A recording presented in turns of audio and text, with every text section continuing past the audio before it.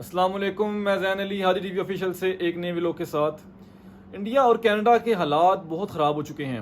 India और Canada के हालात इस कदर ख़राब हो चुके हैं कि इंडिया ने कनाडा के लिए जो वीज़ा सर्विस है वो तक मुअत्तल कर दी है।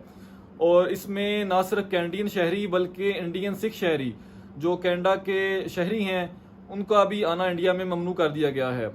और इसके बरक्स आप ये देखें कि जो पाकिस्तान और इंडिया एक दूसरे के हरीफ ममालिक हैं शुरू से, और हमारी पाकिस्तान और इंडिया की आपस में दो से तीन जंगें भी लग चुकी हैं।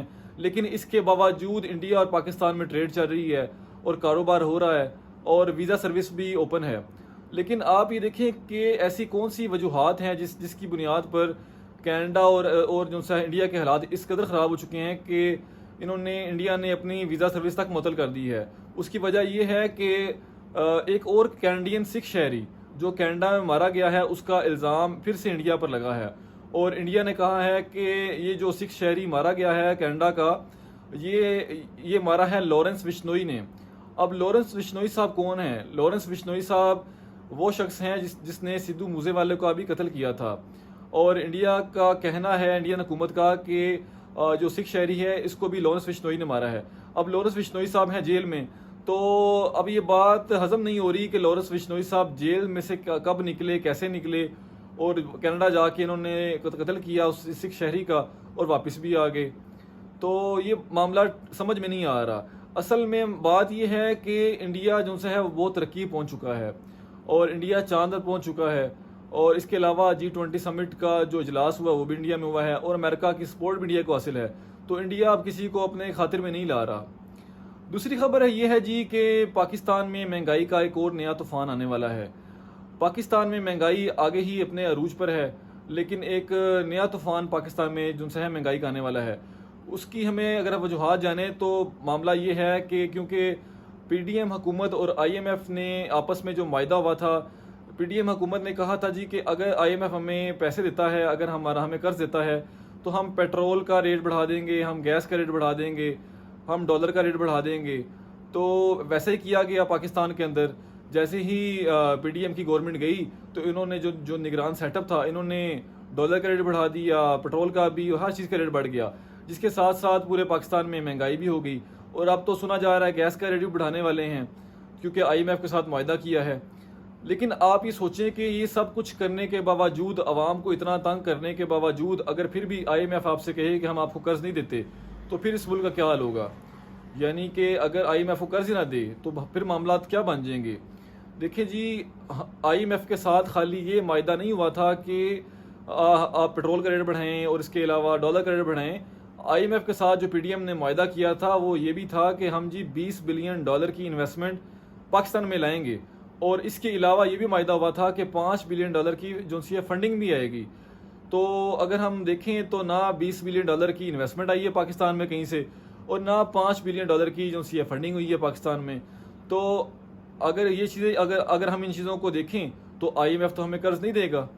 और अगर IMF हमें कर्ज नहीं देता तो पाकिस्तान डिफ़ॉल्ट कर जाएगा। और खुदा ना खास्ता अगर पाकिस्तान डिफ़ॉल्ट कर गया तो आप ये देखें कि जो डॉलर है वो आपको 500 रुपये में भी नहीं मिलेगा, और जो पेट्रोल है वो आपको 1000 रुपये में भी नहीं मिलेगा। तो अब हम देखते हैं कि अब ये तो मामला हो गया है, अब इससे निकलने का भी कोई हल होना चाहिए। अब इससे निकला कैसा जाए? तो इससे निकलने का हल जो सा इस्टेब्लिशमेंट और निगरान हुकूमत जो देख रही है वो ये देख रही है, वो सोच रहे हैं कि हम जो अपने इदारे हैं जिनको पहले ही प्राइवेटाइज कर देना चाहिए था, इनको अब प्राइवेटाइज कर दिया जाए। जैसे कि हमारी स्टील मिल होगी, हमारी PIA होगी, हमारे रेलवे का अदारा हो गया, और हमारे इसके अलावा भी और भी बहुत से इदारे हैं जिनको प्राइवेटाइज कर दिया जाए। अगर हम PIA से शुरू करें तो आप ये देखिए कि दुनिया भर के जो इदारे हैं, जो एयरलाइंस के इदारे हैं, वो अपने मुल्कों को अरबों डॉलर कमा के दे रहे हैं। आप कतर एयरलाइन को देख लें, आप इसके अलावा एमिरेट्स को देख लें, इंग्लैंड की जो एयरलाइन है उसको देख लें, जो मुल्की उनकी एयरलाइन है उनको आप देख लें, वो सब अपने मुल्कों को अरबों डॉलर जो सी हैं वो कमा के दे रहे हैं। लेकिन इसके बरक्स अगर आप PIA को देखें तो वो बहुत नुकसान में है। हालांकि हमारी जितनी भी फ्लाइट्स आती हैं फुल जाती हैं, लेकिन इसके बावजूद जो PIA नुकसान में है। तो कभी हमने सोचा है कि इस जो नुकसान की वजूहात क्या हैं? इस नुकसान की जो वजूहात हैं वो ये हैं जी कि हमने एक एक काम के लिए हमने 100 वर्कर हायर किया हुआ है। मिसाल के तौर पर अगर हमने जहाज़ में क्लीनिंग का काम लेना है तो वो एक बंदा भी कर सकता है एक जहाज़ के अंदर, तो उसके लिए हमने 100 बंदा हायर किया हुआ है। अब एक बंदा ड्यूटी पर आ रहा है और 100 बंदा घर बैठा हुआ है, और वो जो 100 बंदा है वो घर बैठ के अपनी तनख्वाह ले रहा है। इसी तरह हमने बाकी भी जो महकमे हैं, बाकी भी जो इदारे हैं, उनका बेड़ा गर्क किया हुआ है, और वो सब के सब जो इदारे हैं वो नुकसान में जा रहे हैं। और इसकी एक और वजूहात भी है। इसकी एक और वजह यह है कि जो हमारे MNA MPs होते हैं, जब ये आते हैं इलेक्शन लड़ के आते हैं, तो ये अपने वर्कर से वादे करके आते हैं, देखें जी अगर आप हमें जिताते हैं इलेक्शंस के अंदर तो हम आपको नौकरियां लेके देंगे, हम आपको सरकारी नौकरियां लेके देंगे। अब सरकारी नौकरी कहाँ मिलेंगी? सरकारी नौकरी हम आपको लेके देंगे जी PIA में लेके देंगे, हम आपको रेलवे में नौकरी लेके देंगे, हम आपको मोटरवे में नौकरी लेके देंगे, हम आपको और भी डिफरेंट जो पाकिस्तान के सरकारी इदारे हैं वहाँ पर आपको हम नौकरी लेके देंगे, और जी और आपके लिए हम और भी बहुत से मामलात करेंगे। तो जैसे ही वो MNA MPA सिलेक्ट होके आ जाते हैं तो वो इनके लिए नौकरियों का फिर करते हैं, और कुछ लोगों को शुरू में दे दी जाती हैं और कुछ को जब इनका टाइम टेन्योर पूरा हो रहा है उस वक्त इनको इनायत कर दी जाती हैं। लेकिन ये नहीं सोचा जाता कि वहाँ पर तो ज़रूरत ही नहीं है, वहाँ पर तो इन नौकरियों की ज़रूरत ही नहीं है जो नौकरी इनको दी जा रही हैं। यानी कि हुकूमत पर एक बोझ डाला जा रहा होता है। वो बंदा जो कुछ और काम कर सकता है और कहीं और से पैसा कमा सकता है, उसको उस काम में लगा दी जाता है, और वो घर बैठ के आराम से पैसे हज़ारों रुपए कमा रहा होता है। इसके अलावा आप ये देखें कि पाकिस्तान और दुबई के मामला भी थोड़े ख़राब हो गए हैं।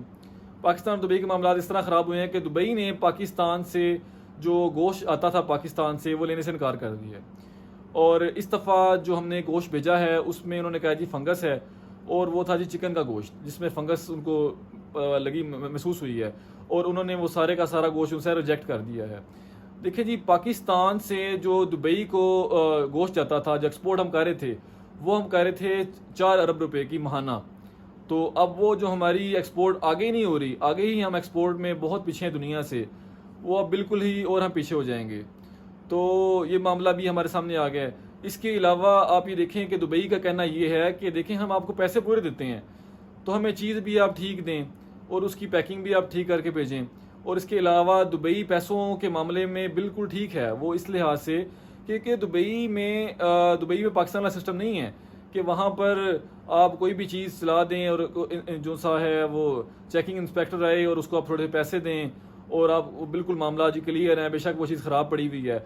आप देखें कि दुबई में दुनिया भर से टूरिस्ट आते हैं और जो वो अच्छी चीज़ की डिमांड करते हैं, ना कि हल्की चीज़ की डिमांड करते हैं। इसके अलावा पाकिस्तान में आप राइस के हालात देख लें, आप अब से कुछ अर्सा पहले आप देख लें, ये खाली गोश्त के मामलात नहीं है कि चिकन के या जो बीफ के या मटन के, ये राइस के मामलात में पाकिस्तान ऐसे ही है। हम बेसिकली बेईमान को में हमारा शुमार होता है। उसकी वजह ये है कि अब जब हम सैंपल भेजते हैं दूसरे मुल्कों में, राइस का आप सैंपल भेजते हैं मिसाल के तौर पर, तो आप सऊदीया में भेजते हैं या आप दुबई में सैंपल भेज देते हैं, तो होता क्या है वहाँ पर आप जब सैंपल भेजते हैं तो आप भेजते हैं बिल्कुल ठीक सैंपल, बहुत अच्छा सैंपल भेजते हैं। लेकिन जब वहाँ पर सैंपल पहुँच जाता है वो कहते हैं जी ठीक है आप पास हैं आप भेज दें। तो जब हम अपना कंटेनर भेजते हैं, अब चावलों को लोड करवाते हैं, बुकिंग करवाते हैं, तो वो जो चावल वहाँ पहुँचते हैं, जब वो कोई भी चीज़ पहुँचती है तो वो हल्की होती है, उसमें आपने मिलावट की होती है, तो फिर क्या होता है वो वहाँ जाके रिजेक्ट हो जाती है। तो उन्होंने वो पैसे तो पे करने नहीं है, तो इससे क्या होता है पूरी पाकिस्तान की इमेज को नुकसान पहुँचता है। इससे ना सिर्फ उस ट्रेडर को जो वहाँ बाहर माल भेज रहा है उसका नुकसान है, उसका माल पोर्टों में पड़ा रहेगा, कहीं दिनों तक पड़ा रहेगा, उसको किराया पड़ता रहेगा, उसको रेंट पड़ता रहेगा, उसको करोड़ों रुपए का नुकसान होगा। ना सिर्फ उसका नुकसान होगा बल्कि पूरे मुल्क का नुकसान होगा, इसका पूरे मुल्क की इमेज का नुकसान होगा। बहरहाल हमें इसके लिए बेहतर कोशिश करनी चाहिए और अच्छी कोशिश करनी चाहिए ताकि पाकिस्तान की जो इज़्ज़त है वो पूरी दुनिया में बहाल हो। चलिए जी आज के लिए इतना ही, मिलते हैं अपने अगले व्लॉग में, तब तक के लिए इजाज़त दीजिए। अल्लाह हाफिज़।